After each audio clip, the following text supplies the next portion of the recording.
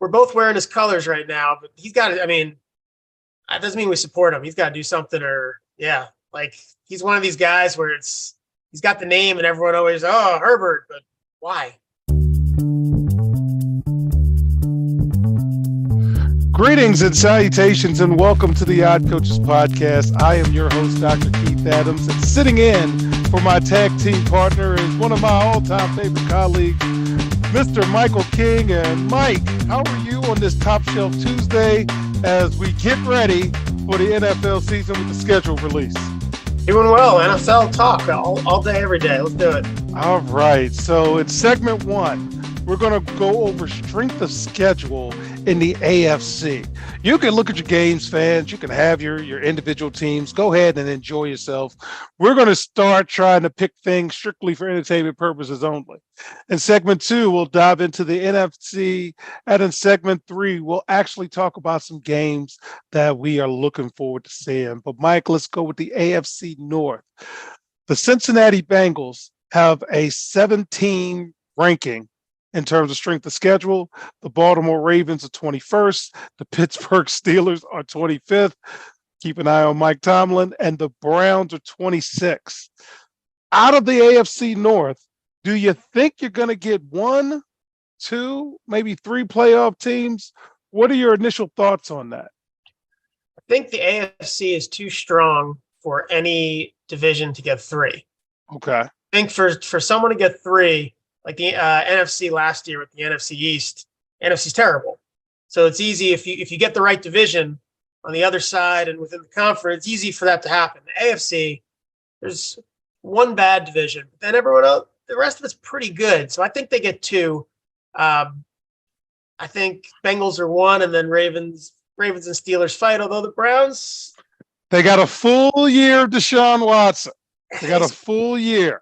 They could be good. I mean, who knows? The Browns would be one of those teams where a lot of people, when you look at the schedule, you go, oh, maybe that's a win, but then they can end up being the surprise. So this is a division to kind of watch. I'm going with two teams, and it's early, so we don't have to pick two, but I got to think two are going to come out of the North. I do. All right, the South. Jacksonville is 23. Tennessee is 28.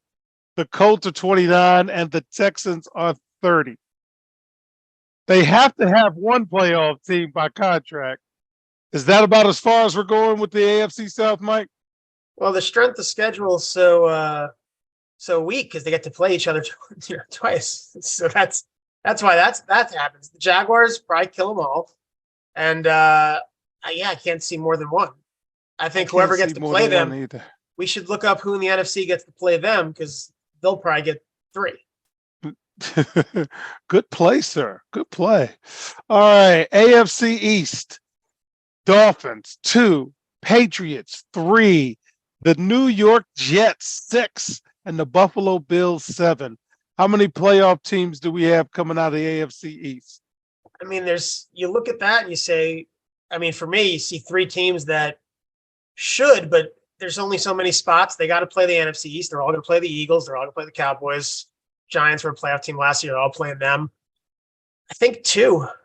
And I think it'll be that thing where the second and third team are fighting weeks 16, 17, 18 for the last spot. I think that's kind of how this one goes.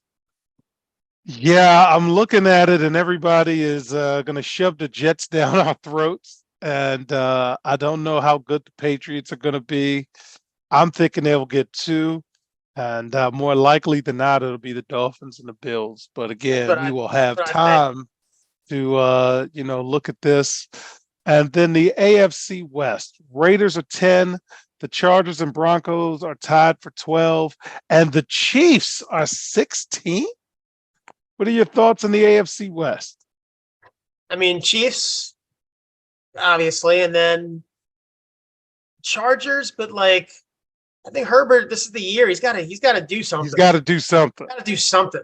Because it is fifth-year option coming up.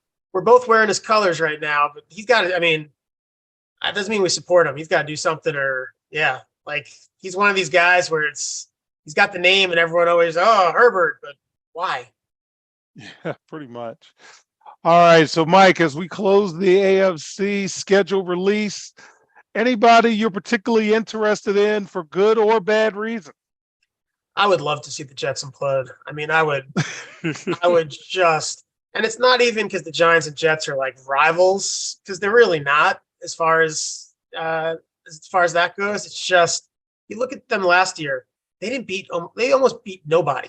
They beat a Yeah. lot of second string quarterbacks. They beat a lot of third string quarterbacks, and then they couldn't score. They couldn't defend the last 7 weeks of the season. So, like, yeah, they got Aaron Rodgers, who's 40. Yeah. I'm 40. It hurts. Everything. Everything hurt.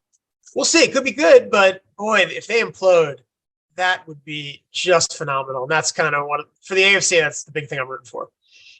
Well, me, it's the Bills because they've been on the cusp, they've been on the brink, and they haven't won anything. But they get a lot of passes.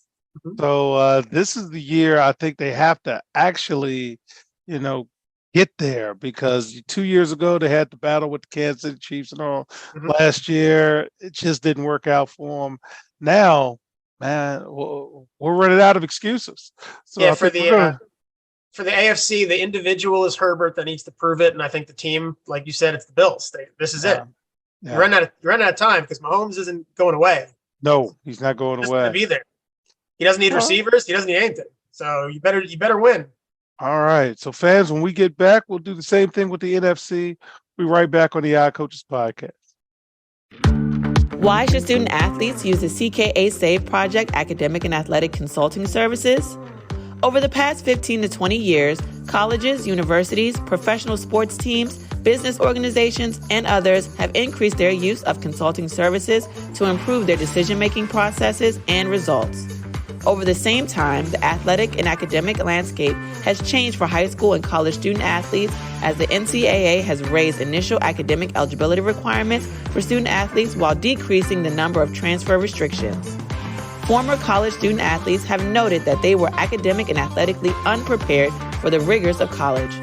Let the CKA SAVE Project's close to 30 years of academic and athletic experience help guide student athletes to increase success as we work to help student athletes achieve the goal of obtaining a college degree. For more information, contact Dr. Keith Adams by email at cka@ckasaveproject.org.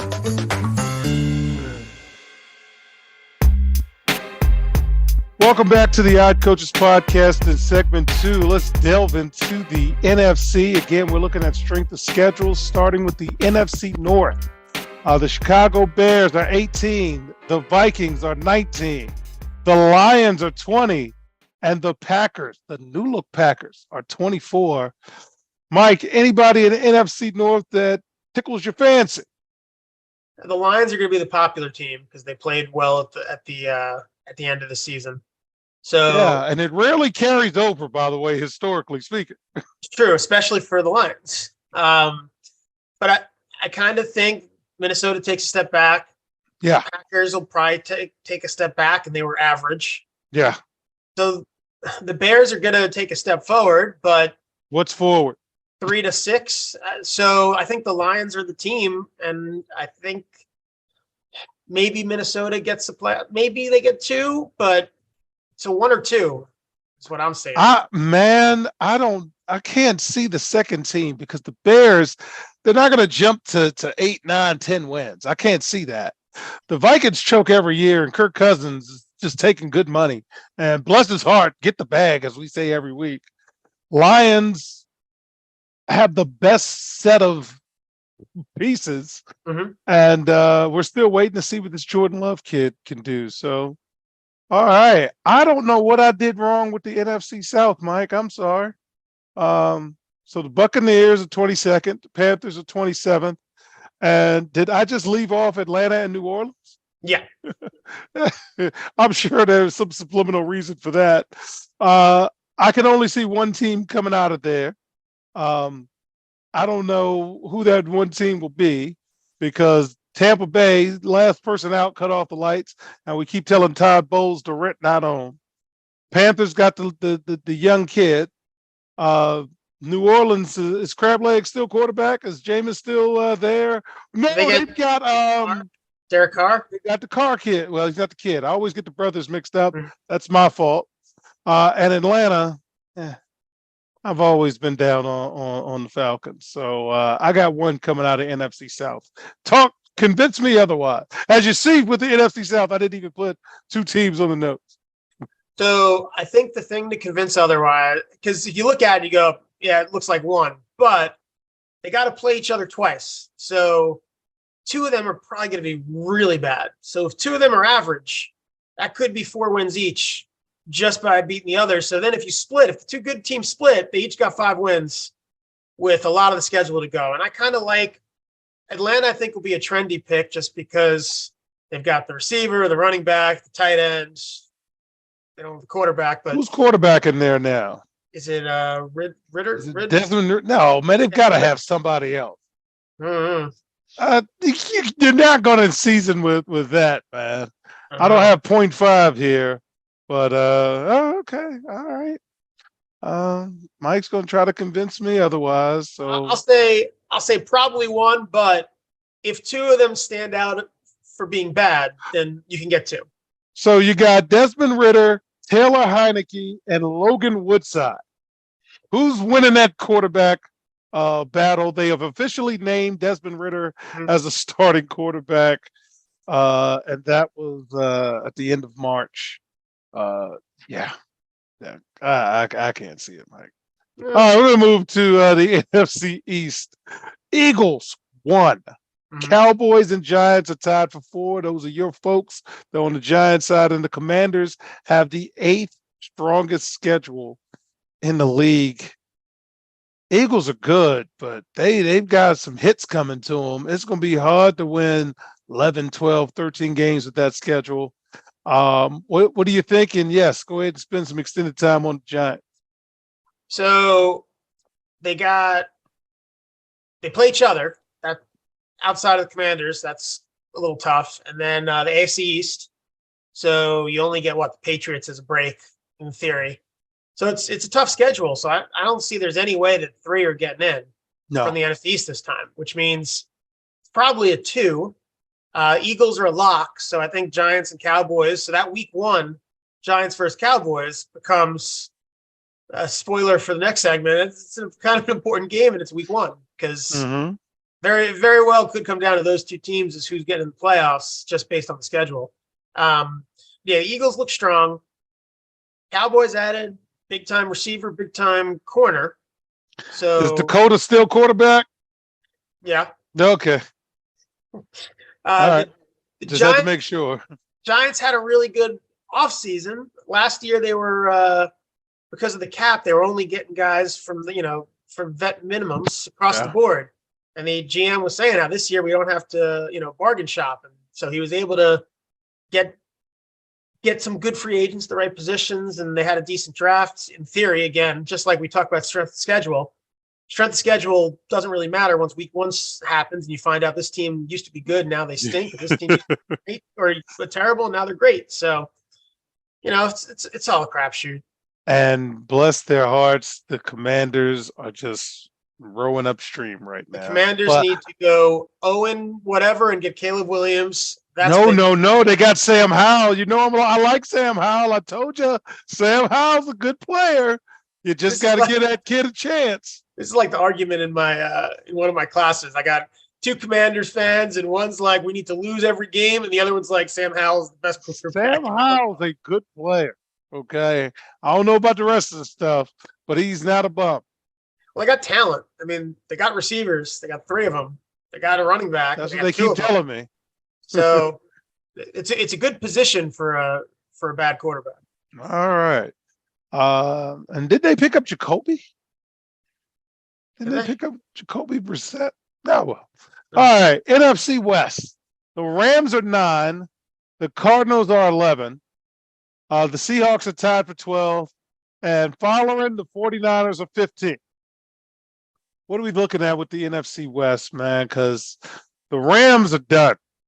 I don't know what they're going to do, but they're done. Cardinals are done. Murray is coming off of ACL. They got a new coach, thank goodness, because that guy was failing up, getting on my nerves. Seahawks always kind of hang around, as my boy TD would say. And who's throwing for the 49ers? because the Purdy kid, is coming off Tommy John. That's not a good injury. And Trey Lance, is he back? I think that they were saying maybe at some point early. Well, didn't he have a chance? Isn't there a chance he's there for training camp? Well, they say his mechanics are the best the 49ers have seen. So it's going to be fascinating to watch those guys battle it out. Can't believe we're talking about that. All right. So just like we did with the first segment, anybody in the NFC outside the Giants, of course, that you're going to keep your eye on, because there's one I'm keeping my eye on. I think for me it's the Lions, because is this going to be? Are they the team that everyone was saying they were? I mean, they won Week 17 when they didn't have to. When they knew they had nothing to play for. They played a team that had something to play for, and they whooped them. So they kind of showed the things they were showing. So are they for real? I think that's the team. All right. Well, I am hoping that Todd Bowles can keep his job, because they've got no quarterback. They got no line. Everybody's leaving or retiring or something. So please rent, don't own. And I'll be keeping an eye on the Buccaneers for all the wrong reasons. And yes, I'm taking the under, strictly for entertainment purposes only. So with that, fans, when we come back, we're going to talk about some of the games Mike and I actually will care about throughout the season, since, again, all of the teams are released and all. So we'll be right back on the Odd Coaches Podcast. The high school and college academic and athletic landscape is changing. The growing number of college transfers, as well as student athletes being able to profit off the use of their name, image, and likeness, has given student athletes the freedom and power to make life-changing decisions. That is why it is important for student athletes to be properly informed throughout the decision-making process. The difference between success and failure is often measured not by yards, but by inches, and even the most successful coaches and players use outside independent consultants to help improve their decision-making, which improves their results. That is what the CKA Save Project would like to do for student athletes across the country, improve their academic and athletic results.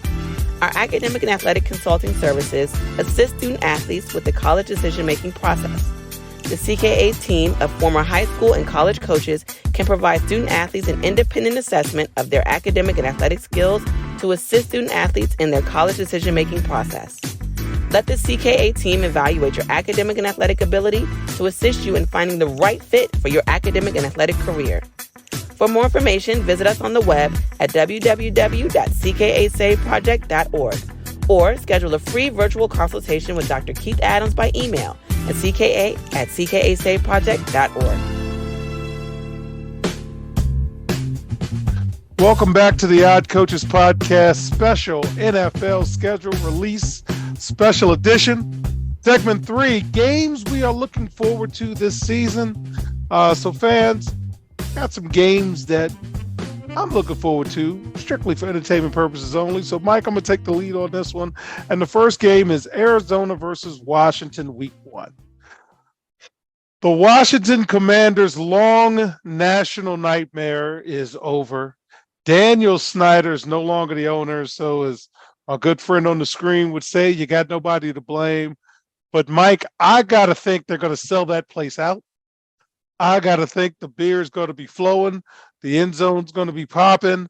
That's going to be the greatest national anthem. And they might even have a flyover on that first home game. And then, as we say in wrestling, ding, ding, you got to actually play. The match has to start and you have to entertain. I don't know if they're going to be any good, but I know the fans are going to be excited about that. Any thoughts about my first game before I tag it over to you for one of the games you're looking at? Is that game going to be Colt McCoy against Sam Howell? That could possibly be Colt McCoy versus Sam Howell. Hopefully Kyler's back, but my goodness, it could be Colt. When the juice of the game is former Washington Commander, not great Colt McCoy coming back. It's a tough sell. Man, just not having Snyder there, I think they're going to sell the place out. I think that joke is going to be crazy. What you got for me? Give me a game, Mike. So my first game, I said it last segment, Giants-Cowboys. Sunday Night Football, Week 1. Sunday Giants night. are at home. After that game, the Giants play 7 of their next 9 games on the road, Wow, who which booked is that? first time in NFL history since the bye week was here in 30 years that a team starts with 7 road games in the first 10. They did it to us. That was very nice of them. So it's almost a must-win week 1 because you lose that one, you got all these road games. The season could end quickly. That's how the NFL goes. It could end Yeah, quickly. ask the Jets. they So could be out after week 4. It'll be done. So that'll be my if I'm picking a game off just to start. That's the one.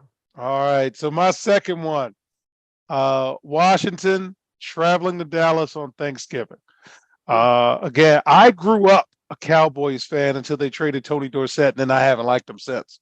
But my brother is a big Cowboys fan. I have Washington Commanders fans on both sides of the family. We will be in San Diego for Thanksgiving. My aunt Denise, my favorite aunt. So I know everybody's going to be watching that. And of course, I'm going to be watching it strictly for entertainment purposes only.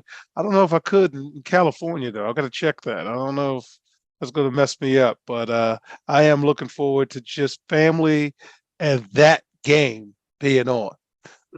Mike, what's your second game? I'm going to go Eagles 49ers. It's week 13, so it's towards the end, or not like the end, but like you're getting towards the end, and that's a potential playoff matchup. You have trash talk happening, like a week ago? Who was it? Was it Debo? Yeah. And they beat what was it, 10? Or yeah, they beat 10 of us, or we didn't have 11, whatever he said, whatever stupid thing he said, because it is what it is. Injuries happen. You lost. But bad blood. And I like when there's bad blood before training camp starts. That's a good sign for a good game. All right. And my last game, Christmas Day evening. I don't know how they're going to book it, but the Ravens and the 49ers on Christmas. Lamar Jackson, for all of the hubbub. And again, I am happy he got his money. Get your bag, get all of that.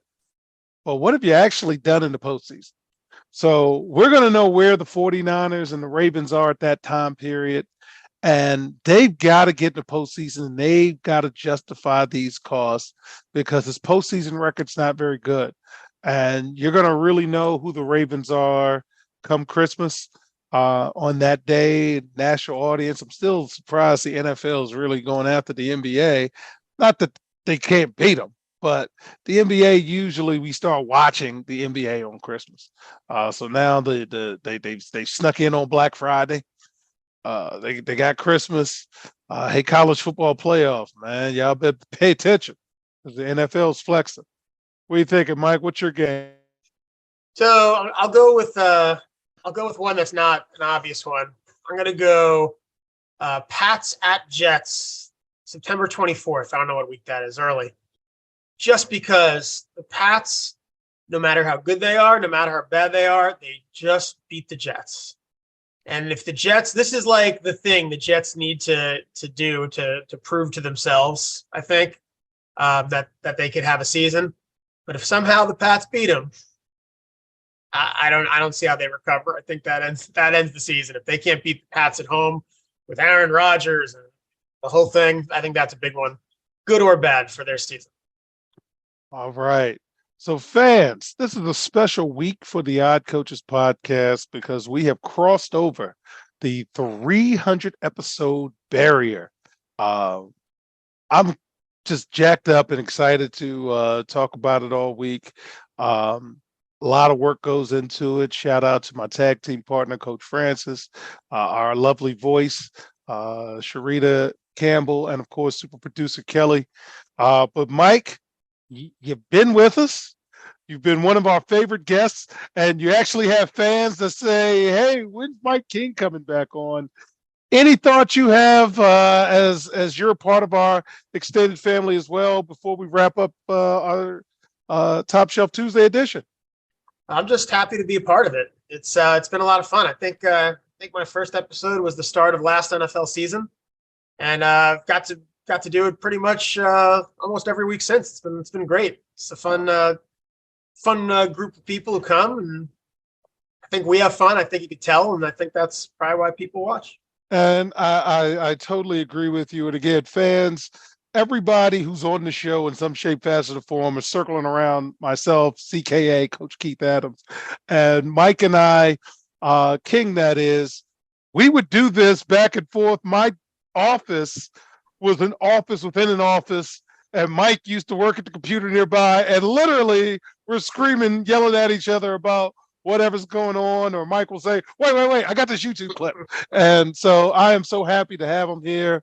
So happy to have you guys listening, and hope we could do another 300. So on behalf of my tag team partner, Coach Mike Francis, I'm Dr. Keith Adams saying thank you for listening and or watching the iCoaches podcast, and we will see you on the sidelines. Till next time, take care. The iCoaches podcast is sponsored by the CKA Save Project. The CKA Save Project is an industry leader in providing student-athlete academic and athletic support. From assessing student-athletes' academic and athletic skills, to measuring and monitoring student-athlete academic progress, to improving student-athlete time management and organizational skills, the CKA Save Project provides wraparound services for student-athletes from middle school through college. For more information, visit us on the web at www.ckasaveproject.org or schedule a free consultation with Dr. Keith Adams by emailing cka@ckasaveproject.org. We hope you enjoyed today's show. The iCoaches podcast drops new episodes every Tuesday through Friday on most weeks. Make sure you subscribe to the iCoaches podcast on Apple Music, iHeartRadio, Podbean, Spotify, and YouTube. Follow the iCoaches podcast on Twitter and Instagram at iCoaches. Follow Dr. Adams on Twitter and Instagram at CKA Save Project. In addition, follow Coach Mike Francis on Twitter and Instagram at Coach Franchise, spelled Coach FRANCHIZE. For more information about the CKA Save Project, please visit them on the web at www.ckasaveproject.org. See you next time on the iCoaches podcast.